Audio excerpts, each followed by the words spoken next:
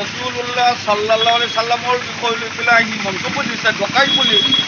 সি যদি মুহাম্মদৰ বিষয় লৈ পেলাই মন্তব্য দি পাগল হৈ নিজে হাগি নিজে পায়খানা নিজে খায়, তবুও ইছলাম জগতৰ একো হানি নহয় আৰু এদিনই চাব পাগল হৈ যাব। যিহেতু অষ্ট্ৰেলিয়াৰ এজন কাৰ্টুনিষ্ট মুহাম্মদুৰ ৰসুল্লাহ সাল্লাল্লাহু আলাইহি সাল্লামৰ বিষয় লৈ পেলাই বিৰূপ কাৰ্টুন কৰিছিলে।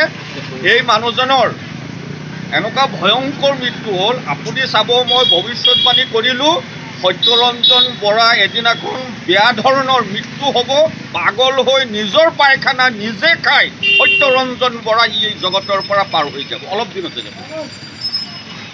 দেখা যায় বেছিভাগ সময় সামাজিক মাধ্যমত বিশেষকৈ এটা সম্প্ৰদায়ক তেওঁ টাৰ্গেট কৰি কয়, কি ক'ব?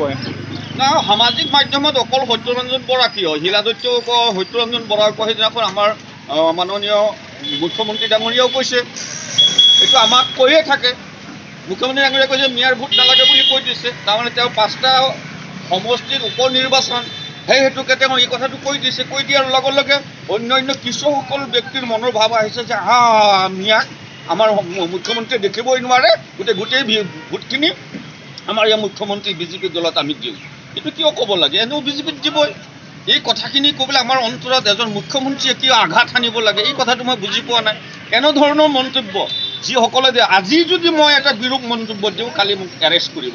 কিন্তু সত্যৰঞ্জন বৰাই এজন প্ৰফেট, আমাৰ ইছলাম ধৰ্মৰ প্ৰফেট, অকল ইছলাম ধৰ্মৰে নহয়, তেখেতে সকলো ধৰ্মৰ মানুহক মহা জ্ঞান দান কৰোঁতা মুহাম্মদুৰ ৰসুল্লাহ সাল্লাল্লাহু আলাইহি সাল্লামৰ বিষয় লৈ পেলাই এনেকুৱা বিৰূপ মন্তব্য দিয়াৰ পিছতো অসমৰ প্ৰশাসন বিভাগ চৰকাৰ নিমাত হৈ আছে, নিমাতী কন্যাৰ দৰে লুকাই আছে, থাকি লৈ এই সত্যৰঞ্জন বৰাক একো কৰা নাই। প্ৰশাসনৰ ফালৰ পৰাও একো ব্যৱস্থা নল'লে। আজি বহুতেই দাবী সাব্যস্ত কৰিছে যে সত্যৰঞ্জন বৰাক জেল হাজতলৈ পঠিয়াব লাগে। কি কৰিছে? কৰা নাই আৰু নকৰোঁ এইটো।